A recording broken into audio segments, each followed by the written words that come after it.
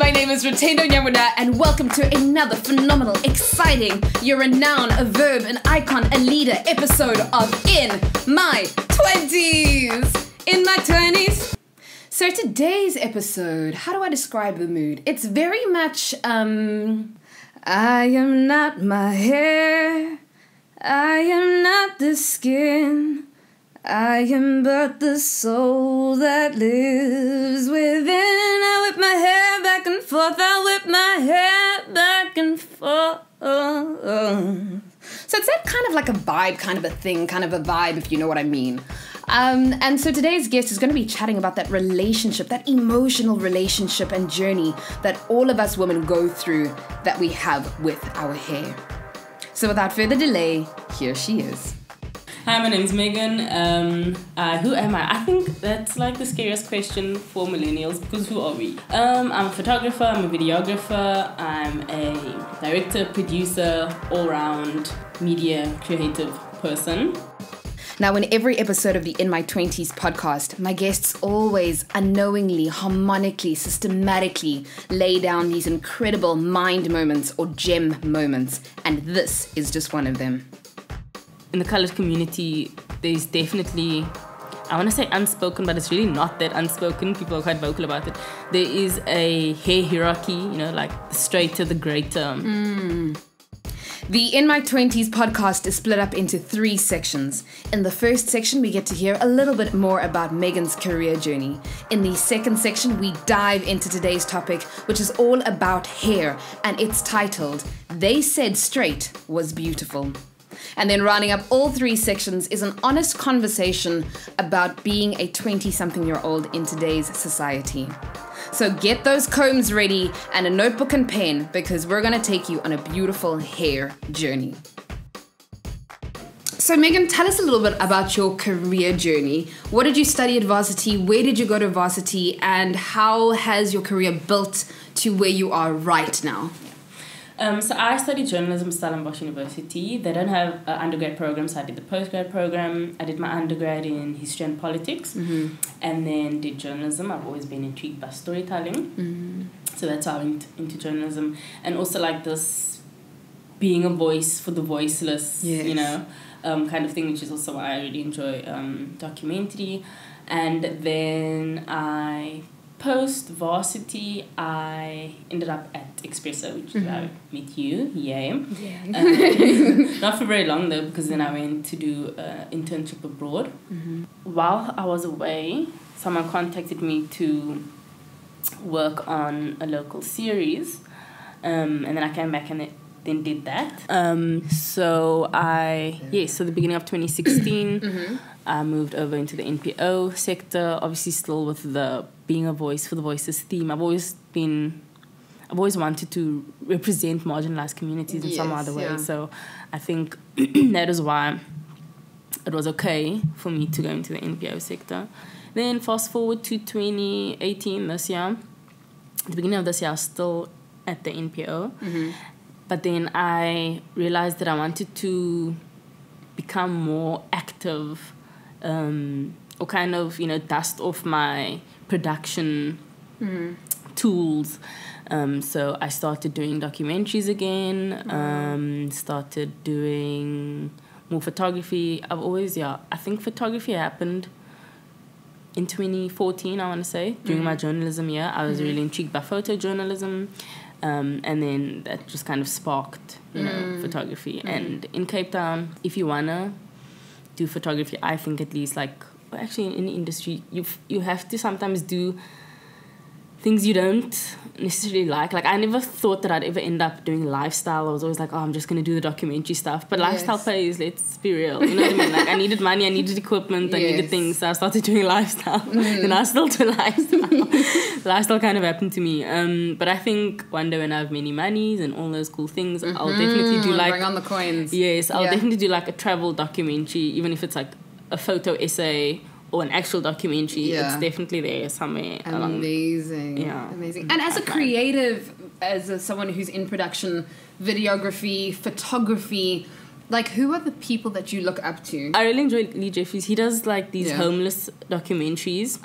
I don't like He's a poverty photographer porn. as well. I've seen his Instagram is amazing. Exactly. And it's very like raw. Yeah, 100% in your face, raw. This is it.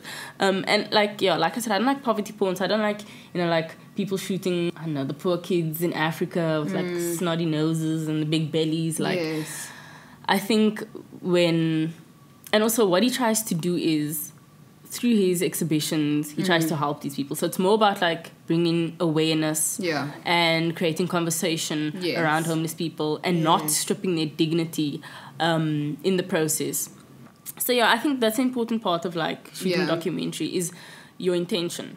Like when these foreigners are shooting the little kids in Africa with a snotty noses, what are they hoping to achieve?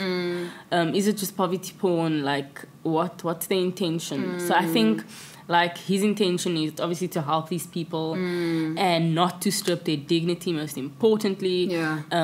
So that's why I really like his work, and it's raw and it's real, and it is what it is. So very interesting, love. So I've heard of food porn, book porn, porn. But I haven't heard of poverty porn. You haven't? No. Girl, it is a thing. Like, like, you know those pictures that are usually on like the front cover of some international NGO. Yes, But I feel like really it strips those kids' dignity. It looks like they don't have parents that look after them or whatever. Like, I don't know. I feel like poverty in general is such a complex issue. You can't just go out there, take a picture of a kid with a snot nose and think you're going to make a statement with it, you know? So interestingly enough, the one journey that every woman goes on in their life is this hair journey. So tell me a little bit about your hair story and your hair journey. Okay, so obviously I have a fro, yes. Yes. Natural. I stopped using chemicals in 2015. Okay. Then embraced the fro in 2016. Just because it just didn't feel like me. And I was on this self-accepting, introspective journey. And it's just something that I wanted to do. So that's how and when the fro started. But because like your hair is such a visible, physical appearance, it's about a lot more than just embracing your hair. Okay. It's about embracing like authentically who you are. It's about caring less about what people think or say, even when those people are people in your community, people in your family. Especially like in the colored community, there's definitely, I want to say unspoken, but it's really not that unspoken. People are quite vocal about it. There is a hair hierarchy, like the straighter, the greater.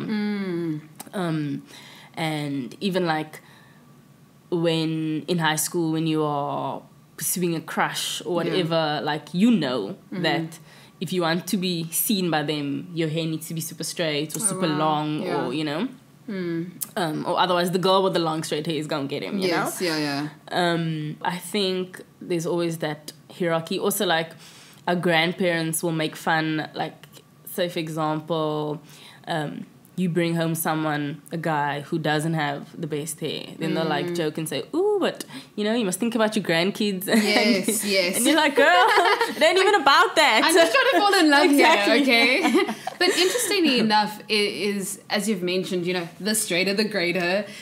Growing up, we relaxed our hair. Yeah. Relaxing your hair was a thing. Yeah, 100%. You'd go to the hair salon, have your hair relaxed, you'd sit there, sometimes burn your scalp, sometimes you cry, it's burning, and you call the lady doing your hair, it's burning. And then they go put you under the cold water, comb it out, and it's almost like, how bad's it burning? And you're like, girl, it's burning though, like. But on a scale from like 0 to 100, you're like, as I said, it's burning. I don't want my scalp to be burnt, okay?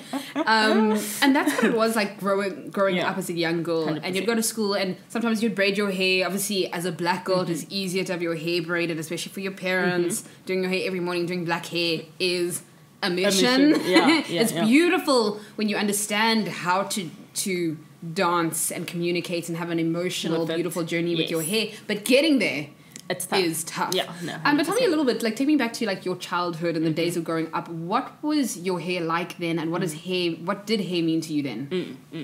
I think growing up, I think my mom started using chemicals on our hair when we were quite young. So I don't remember my natural texture. I just always knew that, you know, Sundays you must blow dry your hair, you must roll it in, you must wash it for school the next day. Like that's like all Saturdays you must sit in the hairdresser for many hours and blow dry your hair. Every couple of months you must go to the hairdresser and go burn your scalp, essentially. So that's just it was all I knew. So I think when I started my natural hair journey, I realized that isn't all there is. Yes. There are, like, you can be natural. There are other options. I never knew there were other options, but I wasn't accustomed to other options or to the other options before embracing my natural hair. So growing up, and my mom even braided our hair. It's not like we didn't have hair diversity, I want to say. Like, we could do whatever we want with it, except let it be all natural. You can do anything. You can dye it. Just don't let it down. Exactly. So, and I don't even think, like, that's our parents' fault. I think that's what they grew up with. That's what they just, it's generational hair ideals that obviously come from Europe and whiteness, and I'm not shining it or anything, but I mean that it is what it is. In the models in the magazine, they always have nice long hair, nice straight, exactly.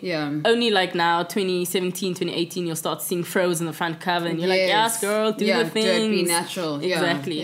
So I think that's what we saw, that's what we perceived as the ideal. But also, like, I went to school just post apartheid, so like, and we had, like, you know, PE and all those things. Hey girl, it was a mission, like swimming and then realizing that you're the only one who has curly hair all of a sudden after swimming. Like, I was like, is there something wrong with me? It bounces back. Exactly. It's like water on anything makes it go back to its natural state. Exactly. You know? I was stressed. I was like, like on PT days, PE, whatever you want to call it.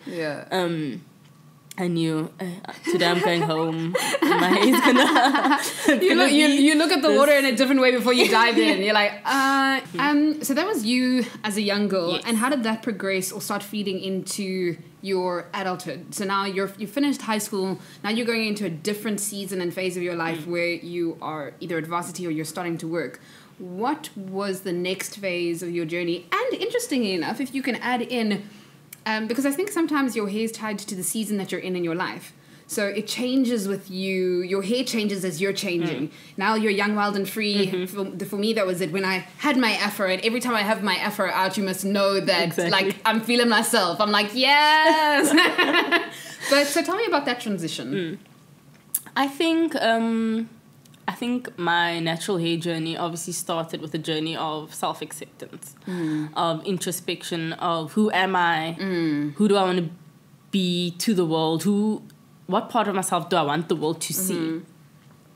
So I think, like I said, it was just post-varsity, and I saw one of my baby pictures and I saw that I had a fro, and I was like, oh, like, awesome. I'm like, and then, like, you know.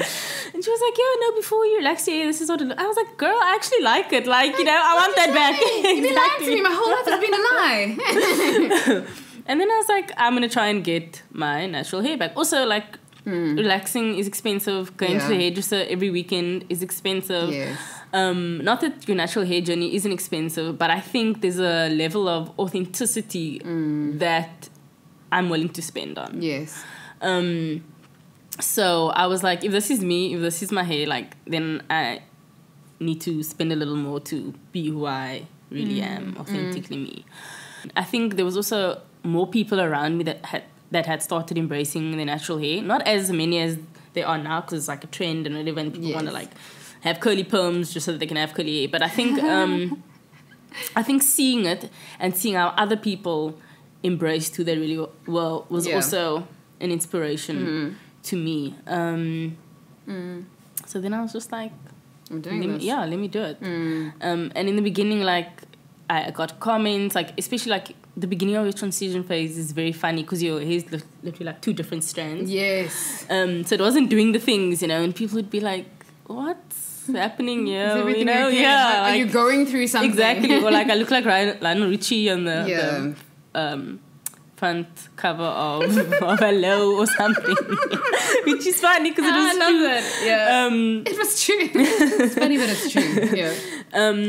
And there was also like your transition is also something that you have to be okay with. Like you need to know that even though I'm going through this now, I think it's like this when going through any kind of journey. Yeah.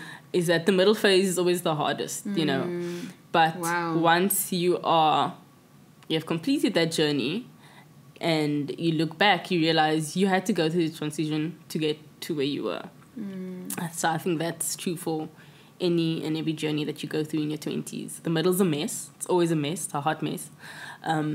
But when you get out of it, you are the best version of yourself. So yeah, that is so beautiful. And even as you're describing that transition mind moment, is it literally is like that hair transition moment for you where you're saying your hair was half in its natural state, which was beautiful for you, and half in what it was, which was based on society, idealistic, this is who you should be version.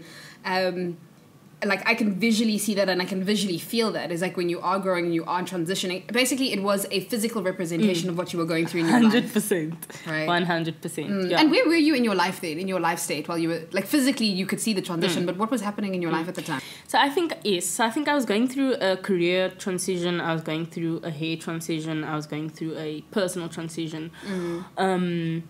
In that I was realizing how institutionalized we are or we can become. So like my perceptions of beauty was always fed by the media. It was fed by what society thinks is right and wrong. Like I said, straighter, greater. I was fed that if you have an afro, your hair is like krus, as we'd call it, like in the colored community. I was fed that even in the working world, in a corporate world, which I wasn't luckily really in order to look, in inverted commas, presentable, your hair should be straight. You can't come to work with a fro. What is this? You look a mess. It's associated with, being untidy. Whereas that's not the case. And also I think I was realizing that the only person who can tell you who you are is you. So I'm not going to let my appearance and who I am, who I truly, truly am, be dictated by society or by institutions or, so I think that was the inner transition, even in a career space. Okay. Even in my career, I'm not going to let society tell me who and what I should be, who and what I should want to be. Even in my hair journey, I'm not going to let magazines tell me who and what I should be. Even in my personal life, I'm not going to let, essentially emotional abusers from your community and from your past tell you how and what you should look like. So I think that's the transition that I was going through in all aspects of my life. Okay. That was subconsciously my epiphany, like just the start of something new, the start of being who you are, the start of realizing who you are. And I mean, you only do that in your 20s when you kind of detach yourself from societal norms or, like I said, like institutionalized. That's so beautiful because even the fact that you said, like, just before you went, you were like, I need to look great when I go overseas, I need to relax my hair, I need to do this, I need to be a certain way. And I think sometimes more and more now in our social media hyped generation, that's what we do. Yes. We now don't leave the house unless we have some sort of makeup on. We now don't go to an event because we know that pictures are going to be taken. It's like we live this exhibitionist life where we only let the world see the best version of ourselves. Like, when you're choosing pictures for an exhibition, it's always that one image that everyone's going to like, the one image that is the best or 100%. That you think other people will like.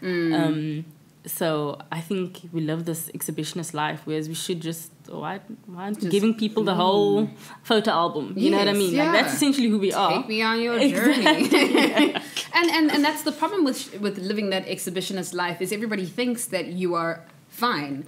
As a friend of mine likes to say, you're going but glowing. Exactly. So you're here with your smile. But actually, someone's like, hey, how are you doing? Oh my God, no, I'm great. Life is amazing. Yay. You know, it's wow. If I were to even start telling you how great my life is, like, we would be here forever. So I'm not going to. Yes. But inside, you are like struggling, and it's deep, and it's intense. And stop. You don't have to walk around with this facade, with a smile on your face 24/7. You don't have to straighten your hair or relax your hair 24/7. You don't have to have the latest and the greatest, because you're going to feel, like you don't belong if you don't. Like, stop living other people's lives. Exactly. Stop running other people's lanes, because you also don't know what they're doing to run in that lane. And you're trying to run in a lane that is not meant for you. 100%. Own race, own pace. Exactly. And I think...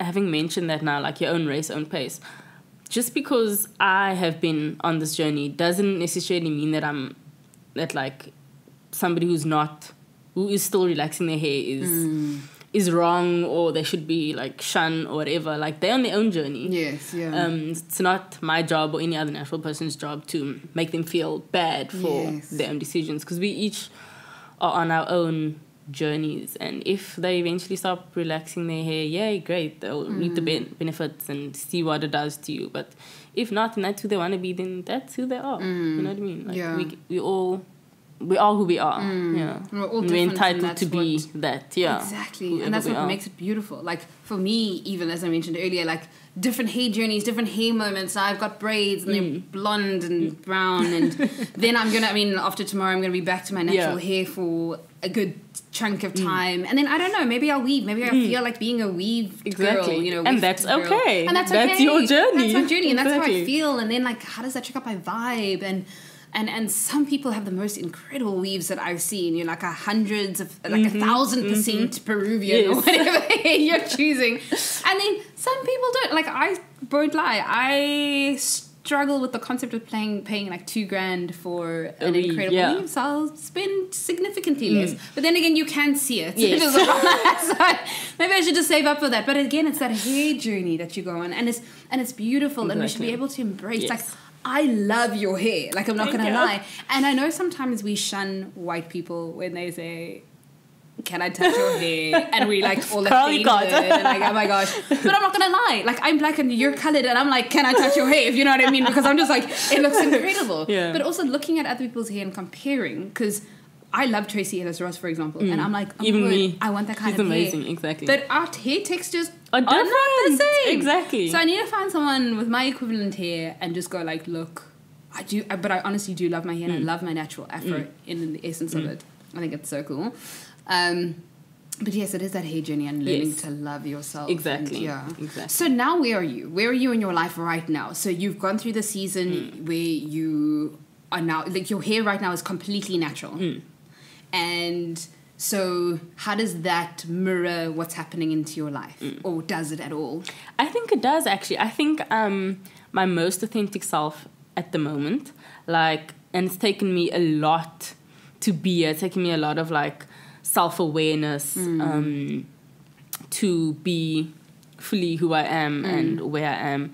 Even though it's the end of my transition, it's only the beginning of my self-love, self-worth, self-acceptance journey. And only now am I fully and authentically me. Not only physically, I think, but I'm more self-aware. I'm aware of the emotions that I go through and why I go through it.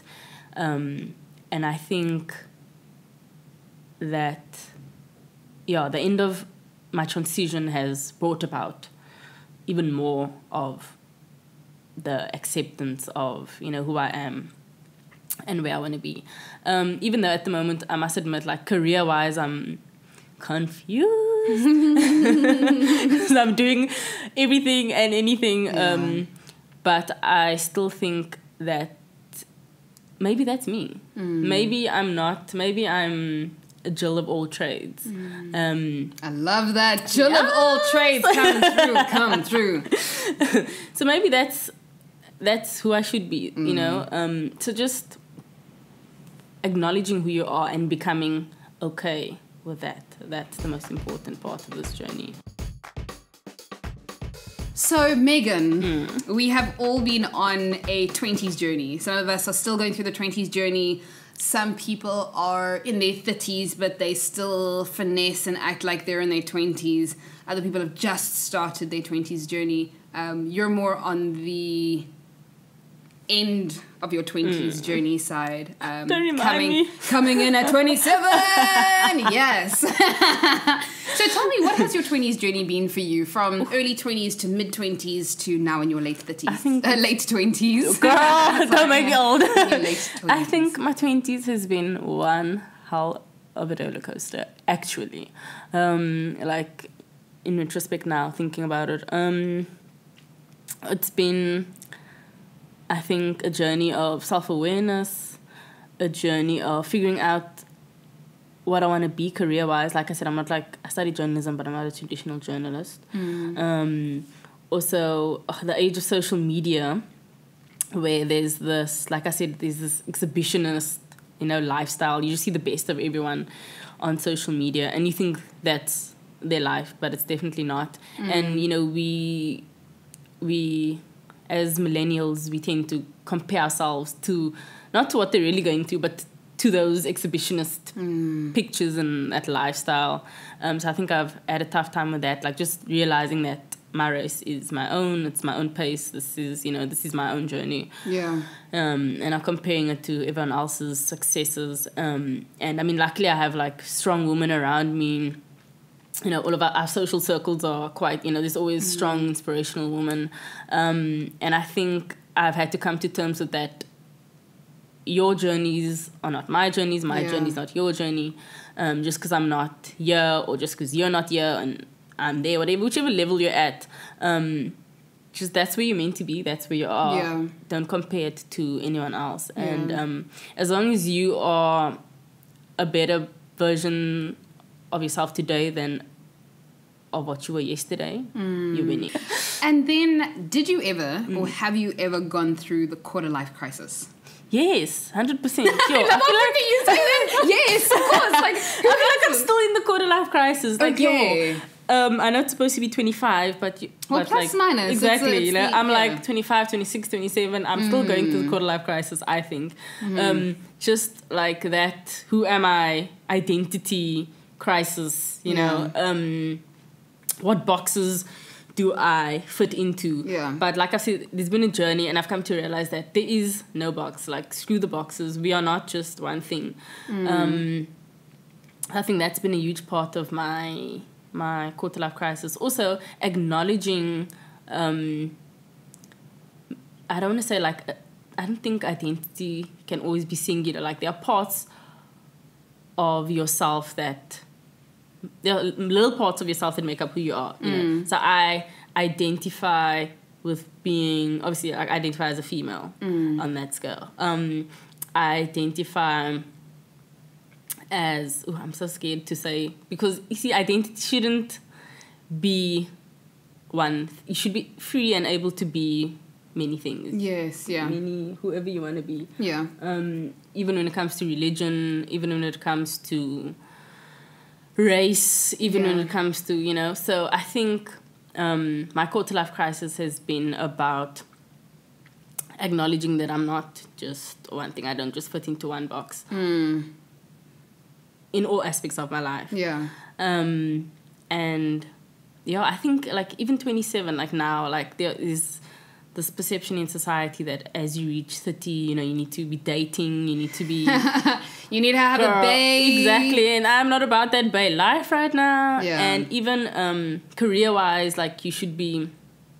I don't know, you should have one job that's, you know... You should be almost buying your first house. Exactly. So I really had a tough time when I turned 27, and I was like, shit, this is not where I am. I never pay. I don't have one job. I'm freelancing at the moment. Like, you know, like, who am I? Yes. And that is part of my identity crisis as well. Like, Again, just realizing and acknowledging that I don't fit into any of those boxes, and that's okay. And I make up my own boxes, and that's okay. Yes, yeah. I think the other thing is in society we tend to box the unknown, and put it as other. So if it's not what I know, it's not then what society says, then it's other. Exactly. And that's a problem. That is a problem. I think now in the generation of I am this, comma, this, comma, this, comma, this, the generation of slashes, the generation of being a Jill of all trades or a Jack of all trades or a you of all trades, we need to get more into conversations about not what do you do as your career, but perhaps even like, I don't know, what state are you in? Who are you? How is your heart? How is your heart? How is your heart? Because those are the questions we never talk about. Like, when was the last time? I don't know the last time I actually genuinely asked someone, how is your heart? I know, me neither, honestly. And I felt so bad the other day. I was in a conversation with two girls, and the girl actually asked me, she's like, how are you doing? And she asked me, and I answered the question, but I didn't ask the question back. Only because I was in the mental state of going, I'm answering this because now I'm genuinely thinking, how am I doing? Yeah. But not aware enough in that state because I was thinking about myself. And I was like, to reciprocate. How are you doing? How are you doing? How is your heart? Yes. How is, like, what season are you in right now? What season are you in? You know? Yeah. Megan, final question is we've spoken at length about your hair journey, about the transition journey, about how you have come to be the person who you are today, and authentically and essentially rather being stretched and pulled and pushed in multiple directions to be what you have said is the best and authentic version of yourself sitting right in front of me here today. So honored to meet the authentic version of yourself. Thank you. Good to introduce her today. I think it's been one of the first times she's been introduced. So. Oh, that's so beautiful. In my 20s has beautiful moments. So my question is, what advice do you have for people going through a transition season in their life right now, be it a hair journey, a career journey, a personal journey, or just life in general? What advice do you have for them? I think, firstly, stay strong in whatever you're going through, and acknowledge that your journey is your journey. Don't compare yourself to other people.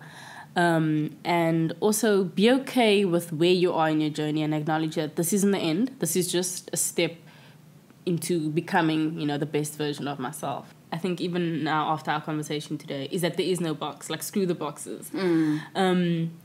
Become who you are, who you truly are, who you authentically are. Become okay with being that and let the world see that. Because I feel like people even sometimes become okay with who they are, but then they put in this facade outside. So become okay with who you are and then let the world see that person. Screw the boxes. Oh my goodness. I really want to get a t-shirt that says screw the boxes, and I'm going to sell them in my 20s. So if you want to pre-order, I'll send you my bank details. But I honestly loved that. Thank you so much, Megan, for coming on the show and sharing your incredible hair journey with us. I know that there are so many women who are listening, and men possibly, who can relate to that hair journey of self-discovery. And I think we're all going through things in our lives as 20-something-year-olds where we're discovering who we are through our hair, through our identity, through the clothes we wear. All of it is an expression, the books we read, the things we type, the songs we sing. And I know I've quoted her on the show before, but Marianne Williamson says, as we let our own light shine, we unconsciously give other people permission to do the same. And that means that when you are your true, authentic self, to the best of your knowledge and the best of your ability and where you are in your life journey, that the other person or the people who are watching you, honestly, they think and they say, if they can do it, if she can do it, if he can do it, so can I.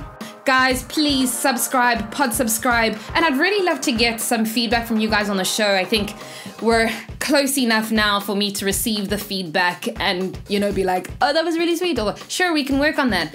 But please, put some comments on our YouTube page, on our SoundCloud page. Listen to us on iTunes as well. Follow us on social media and spread the love to everyone. So we'll see you same time, same place, right here on In My 20s. In my 20s, in my 20s. How old are you? I am in my 20s.